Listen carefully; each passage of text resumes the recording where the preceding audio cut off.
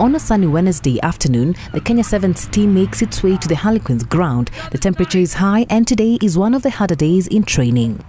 On their training menu are 4 big sessions including 2 back-to-back full no-holds-barred 7 games, followed by the Kenya Sevens' very own harsh training session called the House of Pain.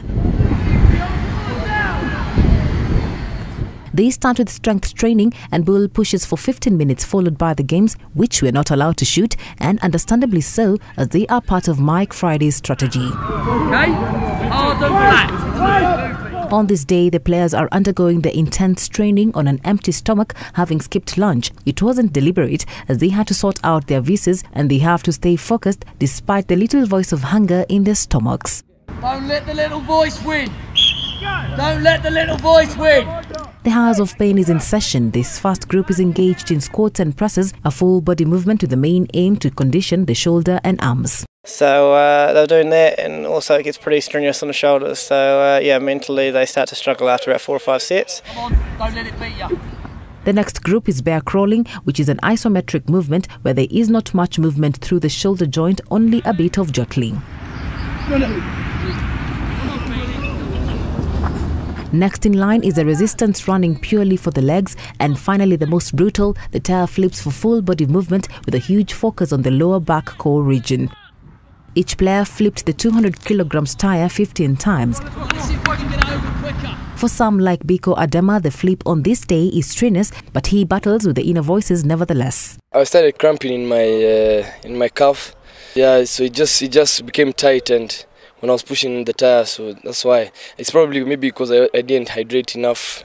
Having played 3 15-minute 7 games with mini breaks in between followed by 30 minutes of torture, the team has done only 1 hour 30-minute session. In the morning, the team had done 2 60-minute sessions. So it's tough, but I mean, if you have a goal there that you've planned for, then you just go through with it.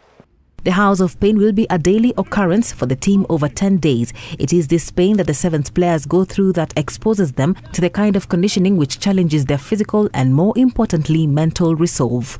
When you meet anyone after going through House of Pain, you can take any team at any point. As in, we've been doing this for like 5 months. So it's something that you're used to it, but not used to it, as in, yeah, it gets you in pain. It is the kind of pain that causes many a player to toy with the idea of quitting, only to find themselves at it again in the morning.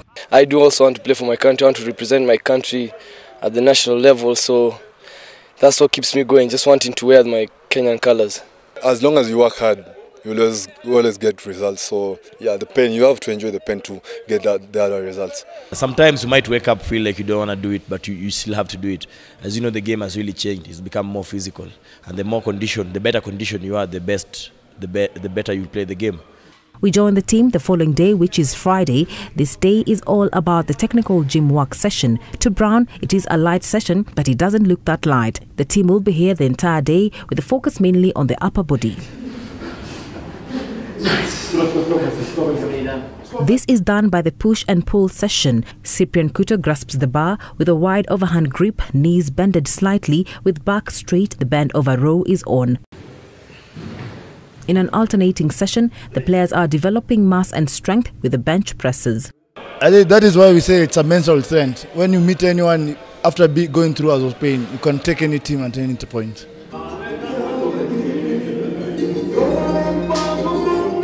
When the workout becomes too much, Chris Brown turns on the music. On his playlist is each player's favorite song. More technical sessions are going on, such as this one where the body is supported by the neck and in turn supported by the wall. It is called the Rockies. And this is a biceps and triceps superset, which gives a striking visual effect of cannonball biceps and thick triceps. It may seem like a punishment, but the players seem to be getting stronger and more powerful.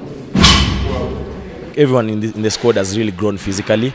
Some of us have added weight, some of the boys have really reduced weight so that they can come to their playing weights. It makes the body be agile, it makes the body be strong, and it also gives them that power to run fast.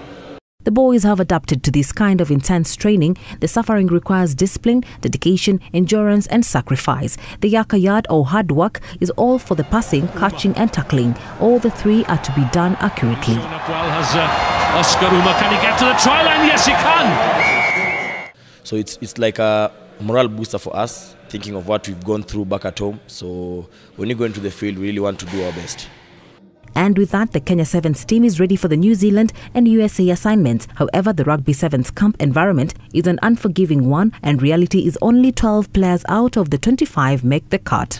And going into this particular next two legs, obviously it's been very, very difficult as coaches because all the players within the camp have lived up to expectations. The rest leave to battle for a slot in the National Sevens team another day and still be part of the Yaka Yard and House of Pain. Takes the ball wide to Njira, the try scorer. On the far side, William Mbaka. And now Mbaka has shrugged off the attentions of the attempted tackle. The end result can only be seen on the pitch. Winning performance, surely, for Kenya. Well, a man of the match performance, certainly from William Mbaka.